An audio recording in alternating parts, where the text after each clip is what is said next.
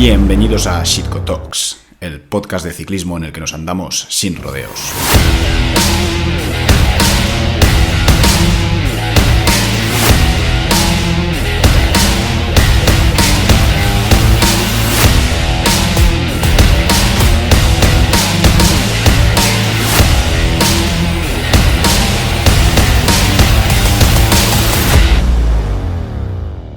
Bienvenidos a un nuevo episodio, una nueva conversación. Hoy contamos con una invitada muy especial, Ana Carceller. Seguro que muchos de vosotros ya la conocéis de antemano.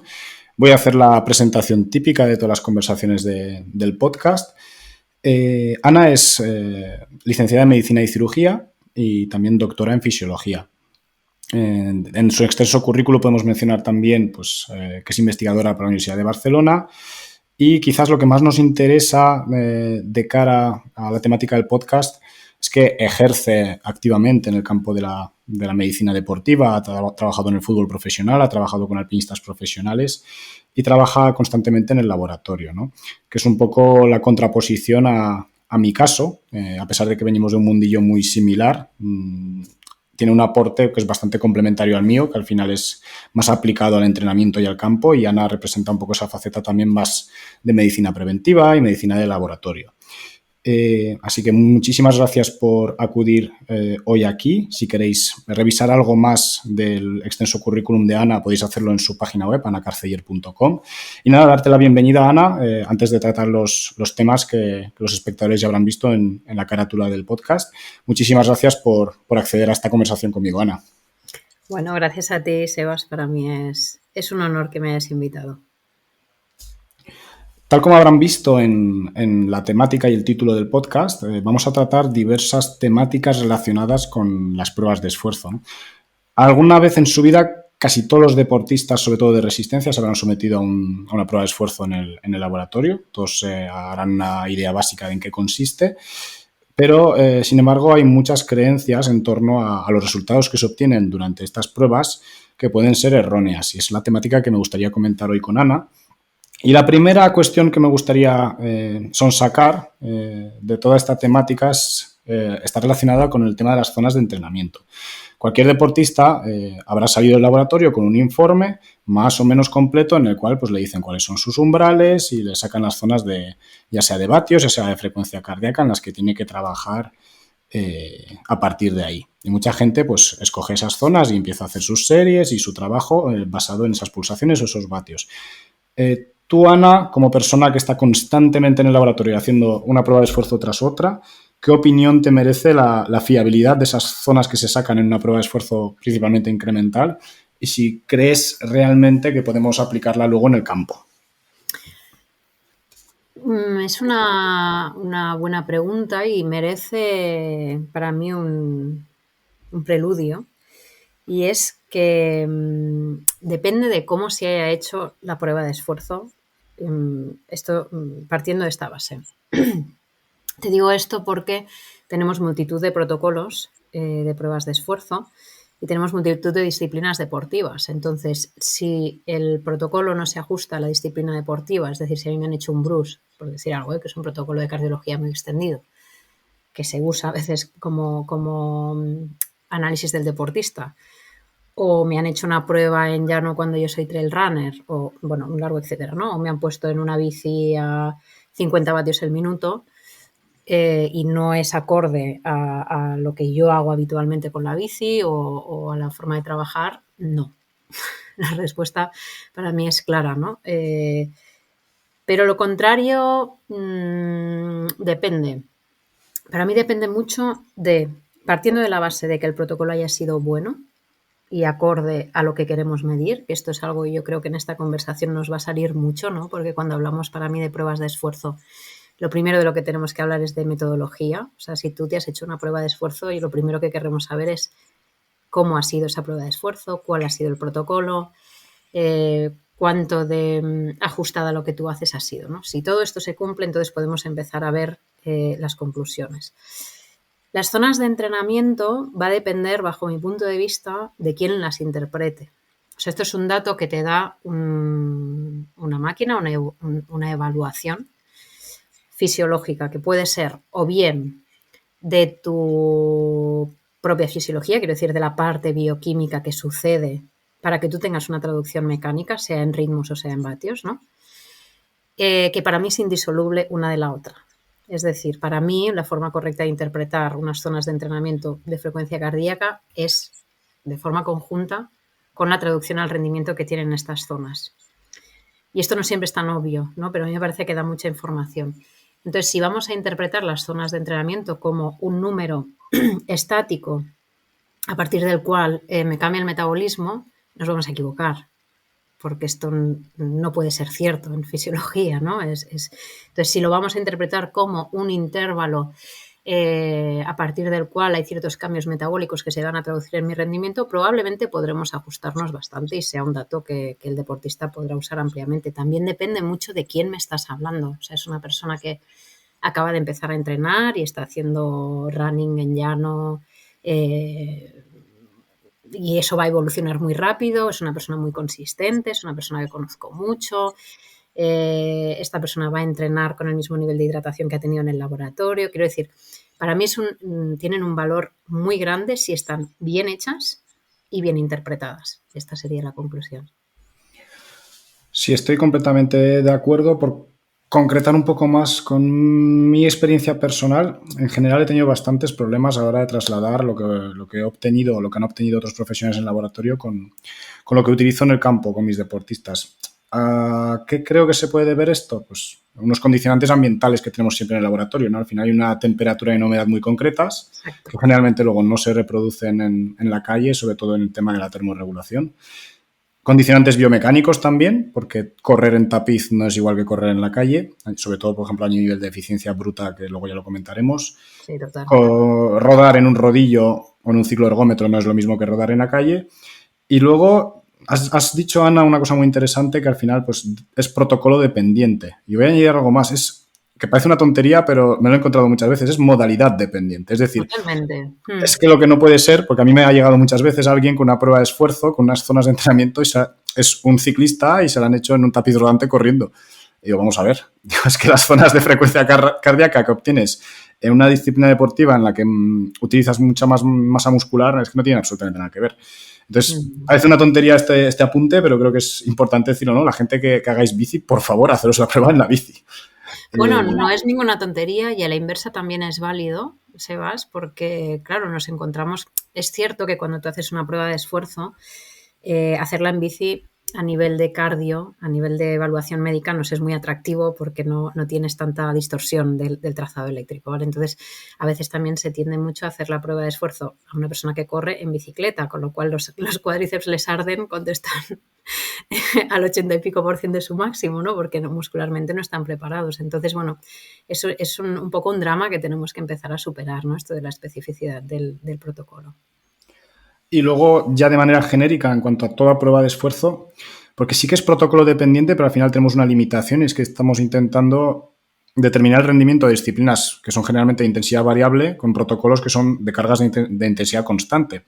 Ya sea porque eliges escalones de 3 minutos, 5 o 7, al final estás intentando asociarlo después a la carga interna con la carga externa, que es lo que ocurre, que el consumo de oxígeno, que tú puedas tener un escalón de 5 minutos y que lo estás trasladando, estás haciendo la transcripción a unos vatios o unas pulsaciones, si tú prolongaras ese escalón a 30 minutos, verías cómo ese consumo de oxígeno va evolucionando. Y antes, al final, pues tienes unas estimaciones que se van bastante a la realidad. Eso se puede corregir con el tiempo medio de respuesta, ¿no? Que se puede hacer al inicio del protocolo, pero alarga el protocolo, es bastante tedioso, ¿no? Pero es otra limitación más que con el tema de las zonas de entreno y cómo las interpretamos, pues ahí es responsabilidad también, no solo del que hace la prueba de esfuerzo, sino, como ha dicho bien Ana, del que la va a interpretar, ver de cuánta duración han sido los escalones y qué valores de consumo de oxígeno se han obtenido en cada uno de ellos, ¿no? Para ya interpretar un poco ese tiempo medio de respuesta al deportista. Exactamente, sobre todo cuando hablamos de evaluación fisiológica, de parámetros fisiológicos, tenemos que tener muy claro las limitaciones del test que estamos haciendo, o sea, las bendiciones, que son muchas, bajo mi punto de vista, pero claro, cuando precisamente lo que tú dices, ¿no? El hecho de que es, yo creo, muy evidente para todos que lo que tú vayas a medir en el laboratorio nunca va a ser el mismo ambiente que en el campo, ni lo pretende. Quiero decir, no no te está dando respuestas a esto. La pregunta a lo mejor está mal formulada, ¿no? Entonces, quizá es muy interesante. Yo invierto mucho tiempo en explicarle al deportista qué es lo que he visto y cuál es el contexto en el que he visto y cómo se puede trasladar, pero también es muy importante que el profesional que lo va a interpretar pues tenga claro estos parámetros que tú también tienes claros. Entonces, ¿los números es que no valen? Sí, claro que valen muchísimo, pero los tienes que saber interpretar. Totalmente de acuerdo, Ana. Si te parece, pasamos con el segundo tema que quería comentar hoy, que es un tema que seguro va a interesar a todos los oyentes, el mágico consumo máximo de oxígeno. Esa cifra que parece que va a determinar pues, tu éxito o fracaso en el deporte de resistencia. Y la pregunta que te formulo es la siguiente. ¿Crees que el consumo de oxígeno que obtenemos, ese numerito mágico en el laboratorio, es el real del deportista? Bueno, esta es la preguntaza que ya sabes que a mí me ha traído por el camino de la amargura. Quizá porque no lo he sabido explicar bien y gracias por darme esta oportunidad para explicarlo. El consumo de oxígeno obtenido en el laboratorio no es ni más ni menos que el consumo de oxígeno obtenido en el laboratorio. Y esto no es lo mismo que decir que es el consumo máximo de oxígeno de un deportista corriendo en pista. O me da igual, o en el Tourmalet. Y está bien así, porque hay unos aspectos clásicos, ¿no? Que están en toda la literatura, pues lo que decías, ¿no? De la humedad, del viento que vas a tener, a favor o en contra, bueno, la motivación, ¿no? Pues muchas cosas que son, pues la limitación que son.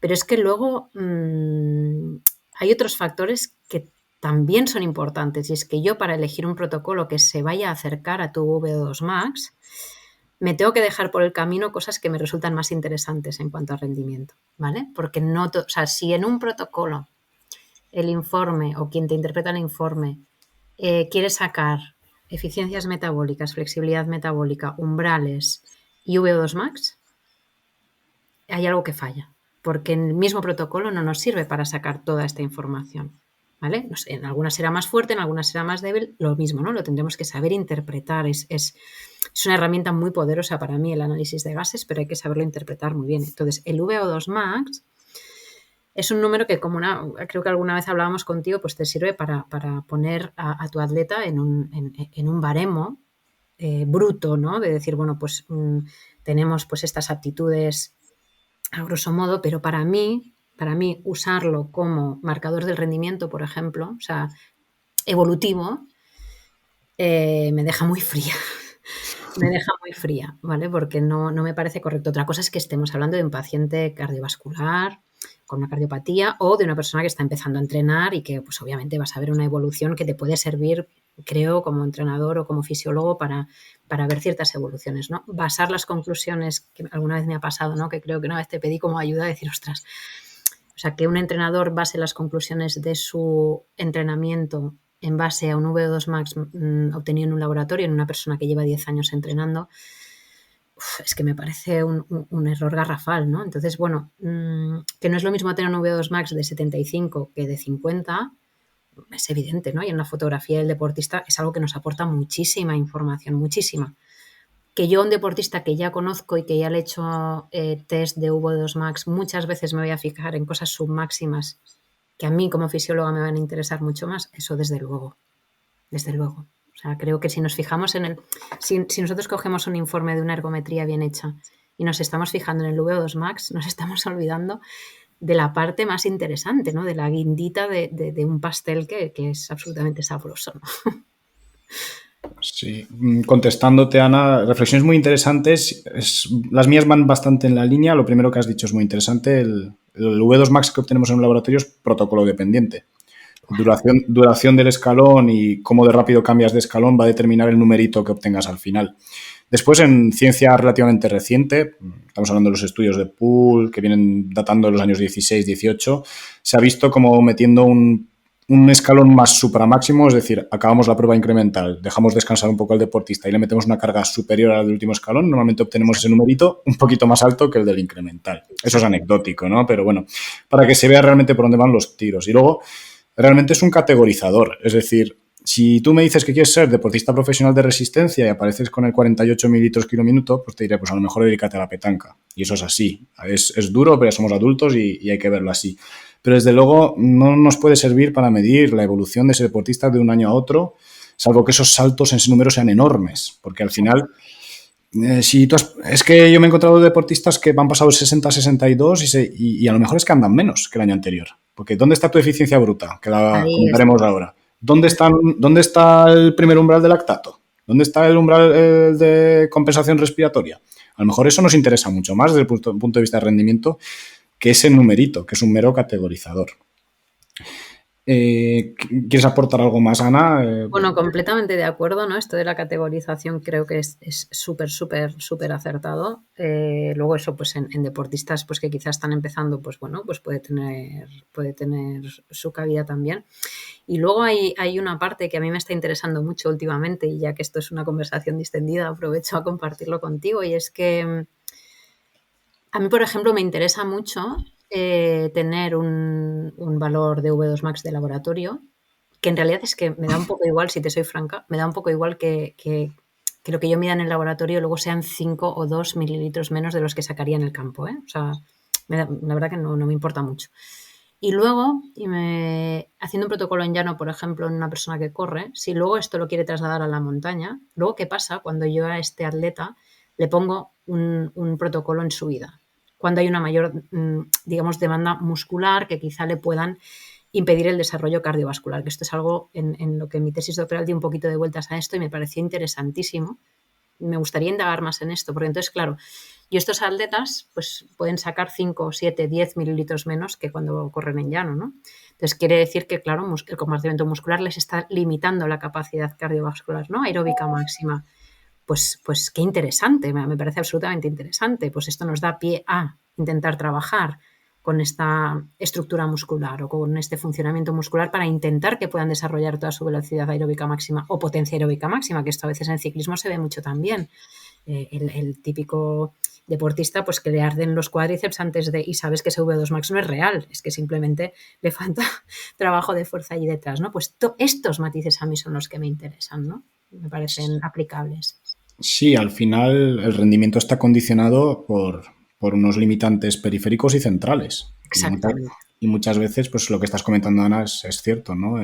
Te estás limitando a evaluar un marcador central cuando puede ser el periférico el que te va a hacer parar previamente, o al revés, o incluso factores mentales, porque nosotros hay estudios hechos con biopsias musculares, ¿no? Que muestran que el deportista para cuando realmente a nivel muscular todavía tenemos sustrato para proseguir, ¿no? Entonces, Sí. al final hay muchos limitantes ahí y es un numerito más, diría yo, ¿no? Pero es importante que la gente entienda que el numerito con el que sale el laboratorio significa lo que significa y lo acabamos de comentar en los últimos minutos. Exacto, y por eso lo sufren mis compañeros de consulta, porque me pongo a gritar como una loca para motivar y intentar evitar ese factor psicológico que a veces me sale mejor y otras peor.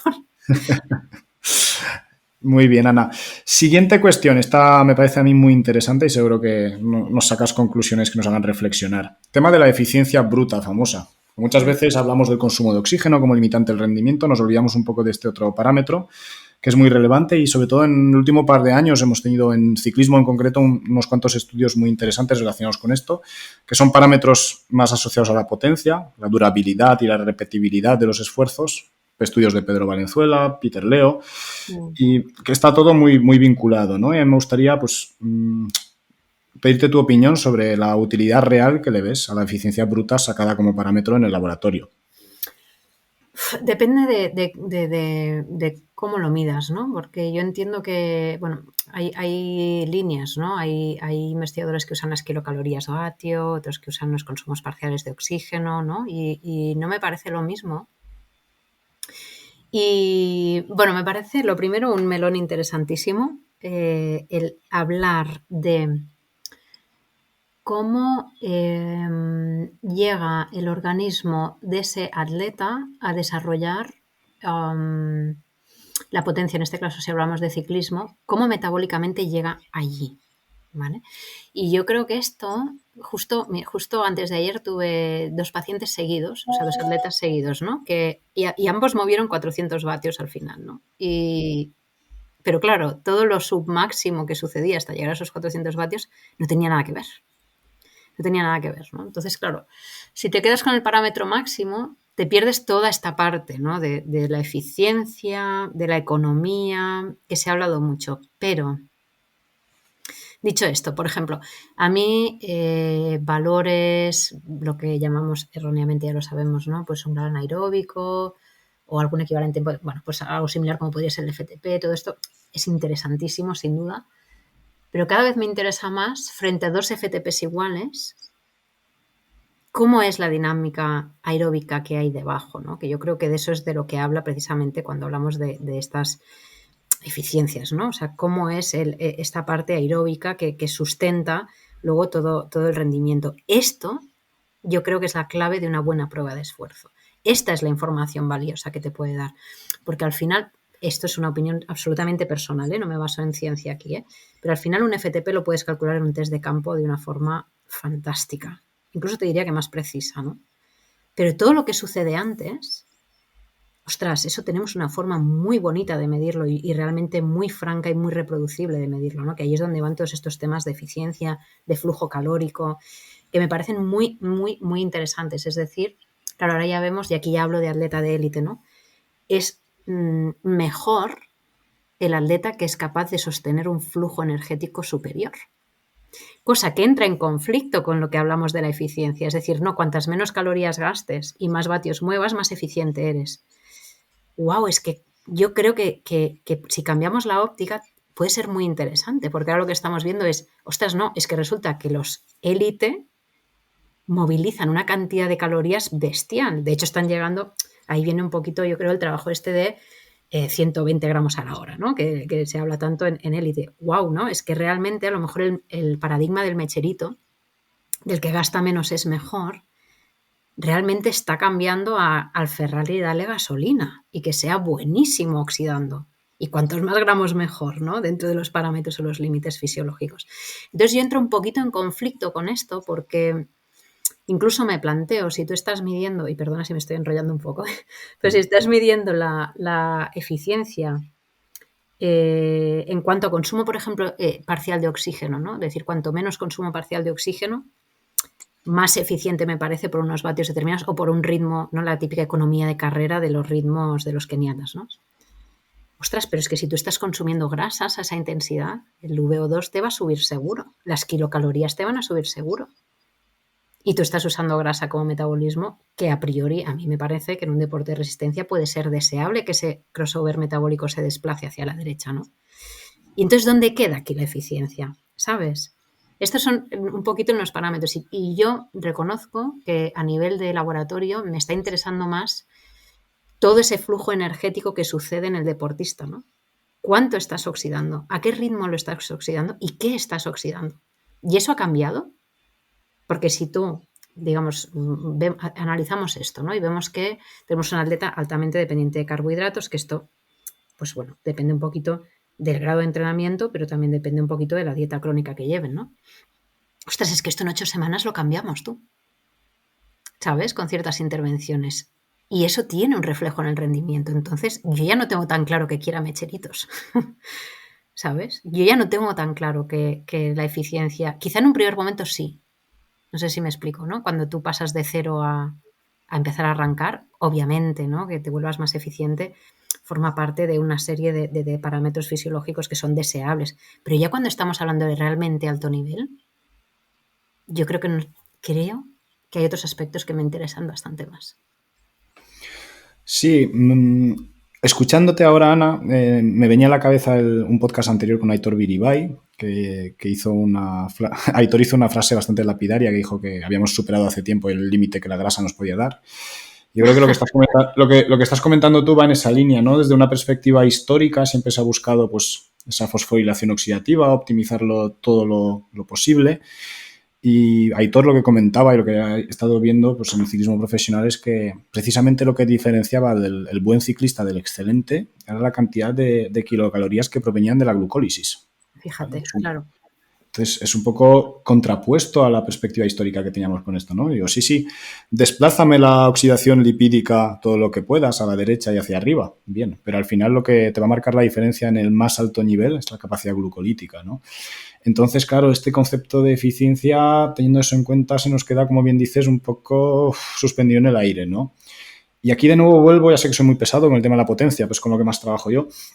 Los temas estos de durabilidad y repetibilidad, a mí es que me gustan mucho más que el concepto de la eficiencia bruta en el laboratorio, porque al final a mí, yo siempre suelo decir que no hay mejor predictor de rendimiento que el rendimiento per se.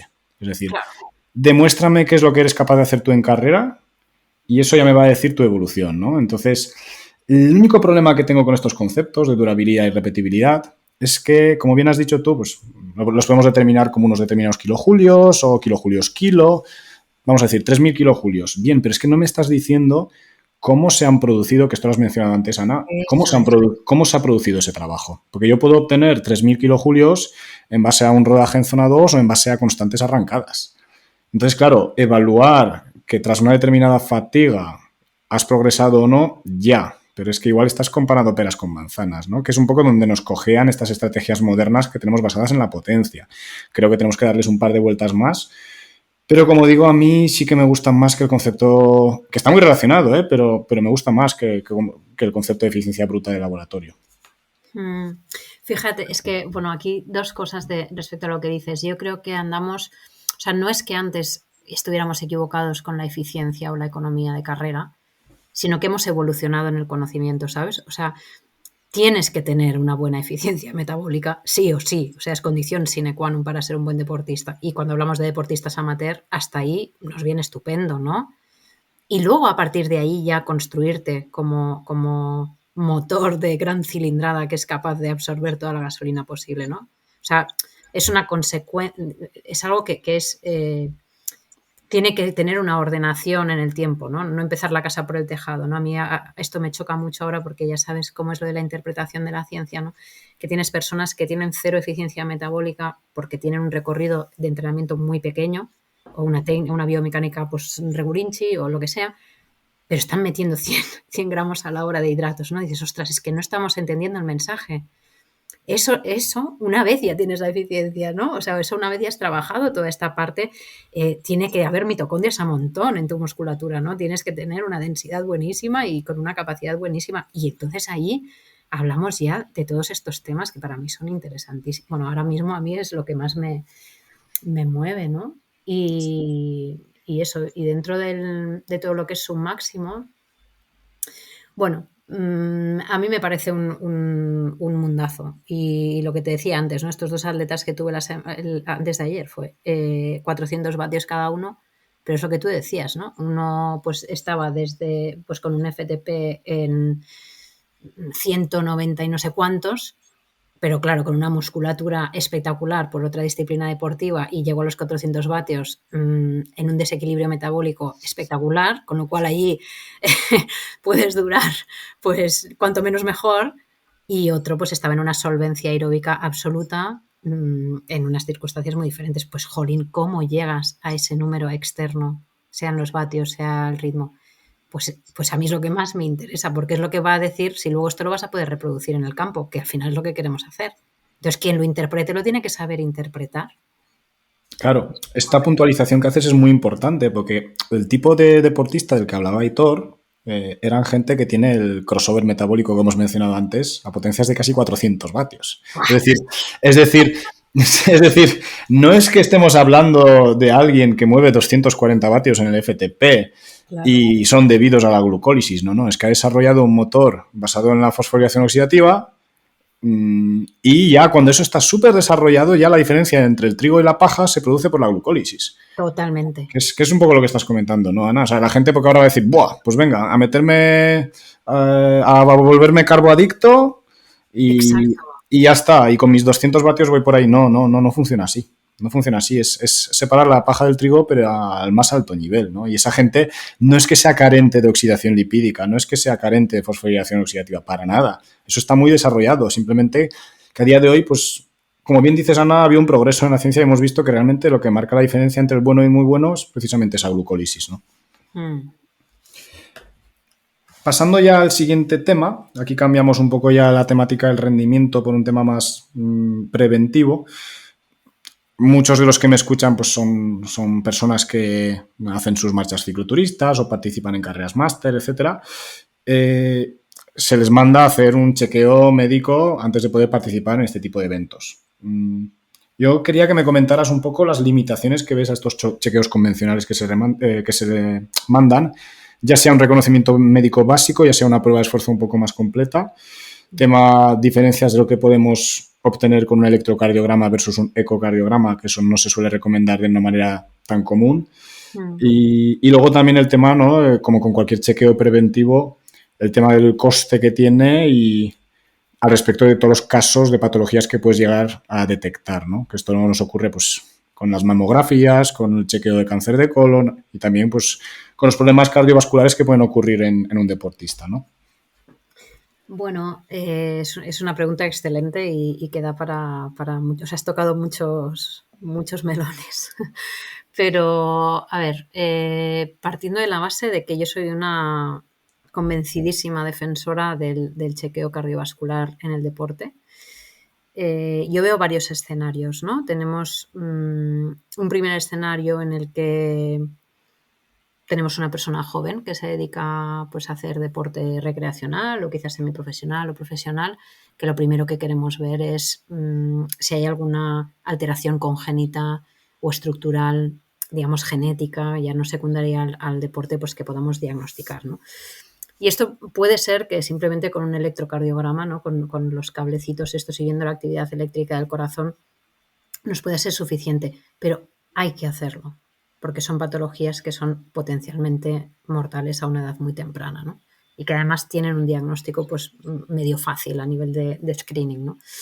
Y luego ya tenemos el adulto joven que hace ejercicio de resistencia básicamente y que le está pidiendo al corazón una adaptación de nuevas, ¿no? Y ahí te puedo hablar del adulto maduro también, ¿no? De ese que nunca ha hecho ejercicio, pero a los 40 pues viene una pandemia mundial y tiene ganas, ¿no? de empezar, que es muy correcto, pero estamos hablando de un cuerpo que ha tenido pues quizá un factor de riesgo muy importante como es el sedentarismo, ¿no? Entonces ahí a mí la evaluación me parece fundamental, porque estamos hablando de cuerpos no adaptados al deporte, ¿no? Entonces no solo tienes que ver a esa persona en el inicio, antes de que empiece o cuando está empezando, sino también ver cómo adapta ese corazón al ejercicio, porque lo puede hacer de una forma correcta o lo puede hacer de una forma incorrecta con los peligros que esto conlleva, ¿no? Y luego ya las adaptaciones del adulto al ejercicio de resistencia, ¿no? Y aquí hay un concepto muy bonito que yo aprendí de Araceli Boraita, que para mí es mi referente en cardiología deportiva, que habla de la fatiga cardíaca, ¿no? De la misma forma que tú tienes un sobreentrenamiento, una fatiga en el músculo esquelético, pues a nivel cardiológico encontramos patologías, miocardiopatía dilatadas, que luego pueden revertir, arritmias secundarias al ejercicio físico, que si bien pueden ser benignas, también nos pueden dar muchos problemas. Entonces, bueno, para mí es indiscutible la utilidad de las pruebas de esfuerzo, del electrocardiograma de reposo, desde luego, y de la prueba de esfuerzo también cuando nos referimos a arritmias y otro tipo de patología. Y ya luego tenemos el otro capítulo que es pues mayores de 40 y pico años, en los que ya tenemos factores de riesgo, en los que ya estamos buscando pues temas más de infarto o quizá cosas así, ¿no? Pero bueno, que a nivel, si están asintomáticos, pues eso ya también podría ser un poquito más discutible, ¿no? ¿Qué pasa con esto? Que cuando hablamos de estrategias de salud pública, y esto es un temazo, ¿no? Yo recuerdo que lo hablaba con una amiga, porque te voy a contar una anécdota. A mí una vez me mordió un perro en los Alpes albaneses y bueno, pues como entenderás, pues allí no hay vacunación de rabia ni nada, ¿no? Entonces llamé a una amiga mía que se dedica a la salud pública. Me dijo, ostras, la mortalidad de la rabia es altísima, ¿no? O sea, si este perro tiene rabia, pues te mueres, ¿no? Pero bueno, a nivel poblacional es raro que te pase, ¿no? Y dices, vale, dame la vacuna, o sea, dame la antirrábica, ¿no? O sea, quiero decir, claro, sí, es poco probable, pero si te pasa es una mierda, ¿no? Hablando muy mal, ¿no? Entonces, lo que nos pasa con las estrategias de salud pública es que a veces no sabemos muy bien traducir lo que es poblacional a lo que es individual, ¿no? Entonces, si te dicen, no, bueno, es que la probabilidad de que a ti te pillen una fibrilación ventricular en una prueba de esfuerzo realmente es muy baja, ¿no? Ya, pero es que si la tienes te mueres, ¿no? Entonces, claro, a veces somos, y me incluyo, muy laxos en este tipo de cosas, porque aquí no estamos buscando un marcador, como, no sé cómo se dijera, es una sangre oculta en heces, ¿no? Que es un marcador indirecto de que hay una patología, sino estás viendo o no viendo algo, ¿no? Que luego actuarás en consecuencia o no. yo se la hago a mis hijos. Entonces, claro, habría que ver, ¿no? Las personas que a veces opinan en salud pública, si luego ellos se hacen las pruebas o no se las hacen, ¿no? Porque si te toca, pues es un problemón, ¿no? Entonces, yo en mi experiencia, con los años que llevo, hemos diagnosticado bastante patología. Al cabo del año diagnosticamos invariablemente patología. Si bien es cierto que hay un margen en el que dices, ostras, yo no sé si hay que intervenir o no, o lo dejamos a ver cómo evoluciona y a lo mejor no hacemos nada, ¿no? Y dices, bueno, pero al menos lo sé. Pero sí, basándome en esto, y luego si hablamos de coste, pues claro, es que esto pues cuando está me resulta un poco grotesco, ¿no? Porque si dices, hombre, si gastarte 100 euros o 150 o 200 para tu salud es un problema y pues no quiero ver el ciclo computador que llevas, ¿no?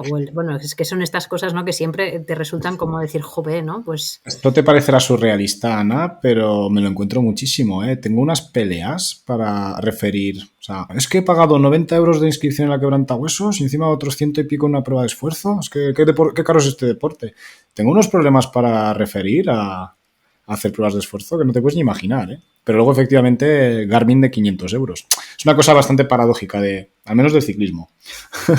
bueno, a ver, no sé, yo pues afortunadamente no gozamos de un sistema público de salud estupendo, ¿no? En el que no estamos acostumbrados, ¿no? A pagar por el chequeo médico y eso es fenomenal, ¿no? Y lamentablemente pues esto no forma parte del sistema de salud, lo cual pues bueno, es una pena, ¿no? Pero es la realidad que hay. Entonces quizá es verdad que nos cuesta mucho permeabilizar este tipo de cosas.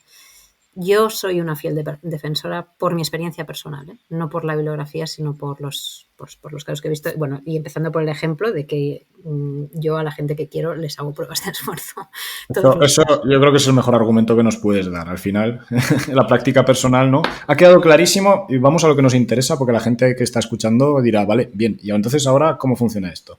Ha quedado clarísimo que reconocimiento es más que recomendable. Ahora te lanzo dos preguntas. ¿Solo electrocardiograma para un deportista relativamente joven, vamos a decir 20, 30 años, sin antecedentes previos de interés? Típica persona que pueda participar en eventos populares, 20, 30, 40 años sin eventos de interés. Solo electro, también ecocardiograma. Y la segunda pregunta, ¿con qué frecuencia?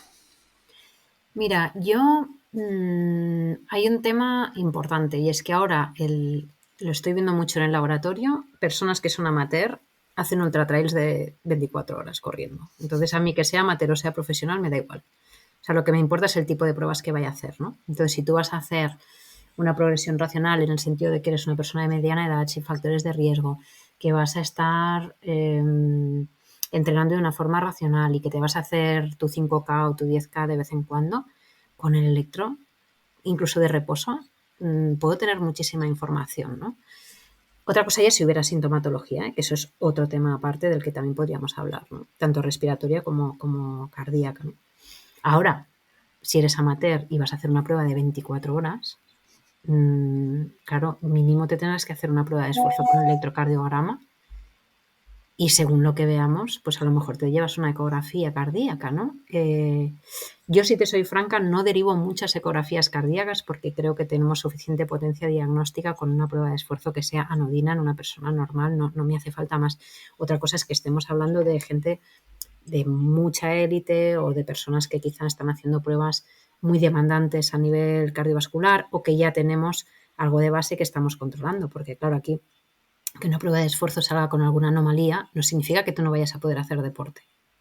Pues a lo mejor te tenemos que seguir un poquito más o tenemos que ver un poquito más, ¿no? Entonces ahí entra el papel del ecocardio. Yo de rutina el ecocardio no lo pauto. No me parece necesario, a no ser que veamos alguna cosita en concreto o que haya alguna sintomatología de base. Luego también tenemos que ver que la prueba de esfuerzo a veces va mucho más allá. Nos puede servir también mucho como me he estancado en el entrenamiento, ¿no? Y noto una disnea o me falta el aire, me falta no sé qué. Y a veces es que lo ves en la prueba de esfuerzo que es un asma de esfuerzo, ¿no? Y no tiene nada que ver con el corazón, tiene que ver con los pulmones. Quiero decir que también aglutina pues toda una serie de patologías que, claro, si hablas de qué potencial tienes de diagnosticar una muerte súbita que estés convencido de que hubiera pasado si tú no lo hubieras detectado, nos estamos perdiendo también mucha info por el camino, ¿no? Entonces yo así de rutina la ecocardiografía no la hago, pero bueno, puede ser que si encontramos alguna cosa pues hagamos pruebas complementarias como esta, ¿no? Y bueno, ya sé que te estoy liando mucho. Ecocardio para un deportista que haya pasado un COVID bastante sintomático, porque de manera rutinaria yo he observado muchísima pericarditis, por ejemplo. Esto es hiper interesante, incluso en asintomáticos, ¿eh? Estamos viendo, yo este año habré visto 5 o 6, estas miocarditis de evolución tortuosa, ¿no? Pasé el COVID, no me enteré mucho, pero empecé con un dolor en el pecho, que no sé, que bueno, y entonces tengo intolerancia al ejercicio, no sé qué me pasa, y haces la prueba de esfuerzo y hay unas alteraciones en la repolarización que dices, ostras, es que aquí pues claro, ¿no? Tenemos que hacer una readaptación o tenemos que, bueno, manejar muchísimo mejor, ¿no? Que eso sea que luego eso haya una alteración en el ecocardio, pues bueno, hay que verlo. Desde luego en una miocarditis aguda o subcrónica de este tipo tenemos que hacer otras pruebas complementarias, entre las que el ecocardio, desde luego, tiene también su función, pero bueno, habría que hacer un screening. Pero es muy interesante este tema que sacas. Yo creo que se va a empezar a conocer mejor poquito a poco este miotropismo que tiene este virus, ¿no? Esta afinidad por el miocardio, y que sobre todo en el deportista joven que ha pasado un COVID súper leve, estamos viendo, ¿no? Y luego ya está todo el espectro del COVID persistente, que esto es algo que también en deportistas de resistencia he visto algunos y es dramático, ¿no? Sí, efectivamente, toda una carrera deportiva que se puede ir al traste por un virus aparentemente poco letal y con poca capacidad de crear morbilidad, ¿no? Exacto. Bueno, un melón para, sin duda alguna, otro episodio. Sí. Por concluir esta conversación tan interesante que estamos teniendo, te quería simplemente preguntar por tu breve resumen de cara al futuro. ¿Cómo ves el tema del laboratorio? ¿Crees que todavía va a seguir teniendo de aquí a 5 o 7 años vista indicación para el rendimiento? ¿O va a ir tomando un cariz más bien a nivel de prevención? ¿Cómo lo ves? Pues lo veo al revés. Veo que realmente se está abriendo un mundo fantástico dentro de todo lo que es la evaluación al ejercicio a través del testeo metabólico, que se nos puede ir un poco al garete si no somos capaces de ser metódicos, si empezamos a sacar conclusiones fuera de tiesto, que esto nos puede pasar, ¿no? Que a veces tenemos mucha más potencia tecnológica que potencia de interpretar. Pero creo que vamos a ir a más en este sentido. A nivel preventivo no creo que podamos ir a menos, porque no es una cultura que tengamos muy instaurada, al menos en nuestro país. Quiero decir, es poca la gente a nivel que se hace pruebas de esfuerzo porque realmente esté convencida, y que no sea porque me piden un papel en la QH, ¿no? Pero claro, todas estas aplicaciones que estamos viendo ahora, toda esta evolución en el conocimiento que hablábamos hace un momento, ¿no? Del pasar de el entender la eficiencia metabólica, entender el concepto del crossover, entender cómo podemos modificar el crossover, cómo podemos entender los caminos metabólicos que está usando el atleta, el deportista, para llegar a esa traducción externa, ¿no? Que pueden ser los vatios. Yo creo que esto es el futuro, Sebas. Creo que ahí estamos bueno, yo al menos estoy en constante ebullición, porque es que me parece que tenemos tanta información, que además somos capaces de actuar en consecuencia, porque estás hablando de... Creo que a día de hoy la información es poder, ¿no? Y entonces para mí, es mi opinión, lectura reduccionista de... No, es que las zonas de entrenamiento son un número y si no me das lo que yo quiero ya no vale para nada, ¿no? Dices, ostras, es que la prueba de esfuerzo te está dando muchísima más información que todo esto, ¿no? ¿Cómo hacemos? Yo creo que la prueba de esfuerzo, mira, te aúna la información de rendimiento, la traducción, a la fisiología, ¿no? Es cuando me dicen, no, yo o entrenas por vatios o entrenas por frecuencia cardíaca, ¿no? Y dices, joder, ¿por qué no entrenas con las dos? Quiero decir, ¿no? Puede ser que tú estés moviendo, antes lo has dicho muy bien, ¿no? Decir, ostras, yo muevo unos vatios la primera hora, mi respuesta metabólica es una, a la segunda hora es otra, o igual a la primera y la segunda es una, porque soy muy bueno, pero a la tercera es otra porque me he deshidratado, porque mi glucógeno intramuscular está bajando, porque bueno, pues todo esto es lo que te va a empezar a subir la frecuencia cardíaca y no sabes por qué, ¿no? Que le llaman como este desacople, ¿no? Que dice Íñigo San Millán, que a mí me parece tan brillante este hombre, y habla de esto, ¿no? De qué interesante es esto, ¿no? Cuando tú puedes aunar el parámetro fisiológico al parámetro rígido, estático y reproducible, que es la traducción al rendimiento, ¿no? Y yo creo que la ergometría nos va a dar esto si lo sabemos hacer. Si no interpretamos los parámetros fisiológicos como interpretamos los parámetros de rendimiento, que son números muy estáticos y muy reproducibles, ¿no? Ahí para mí está la salsa, ¿no? A la que vamos a atender durante los próximos años. Mira, hemos coincidido en todo el podcast, está bien que tengamos al menos una divergencia y además para concluir, así damos un poco de salseo al oyente. Yo soy más escéptico que tú. Sí que a nivel preventivo, vamos, te lo compro completamente, yo creo que tiene que ir a más sí o sí y de hecho quiero que vaya más, pero sí que a nivel de instauración en lo que es el rendimiento yo creo que va a ir a menos y me puedo basar un poco en mi práctica personal, con lo que ha ocurrido con ella en los últimos 5 años. Yo antes era muy fan del laboratorio, tomaba gases, mis lactatos en el laboratorio, hacía esa transcripción, basaba el entrenamiento en eso. Y de hecho varios de los artículos de mi tesis doctoral eran precisamente cómo transcribir directamente a potencia, o estimar con potencia esos parámetros de laboratorio. Y sí que te compro, por ejemplo, que en niveles muy submáximos, a primer punto de inflexión en la curva de lactato, todavía tenemos muchos problemas para predecirlo con potencia, pero por ejemplo ya tenemos formas muy certeras con el consumo de oxígeno, con el punto de compensación respiratoria. Y yo he visto en mi propia práctica que al final he ido desechando, ¿no? Los gases. Sí, tengo el laboratorio ahí, lo puedo utilizar, lo utilizo de vez en cuando, cada vez menos.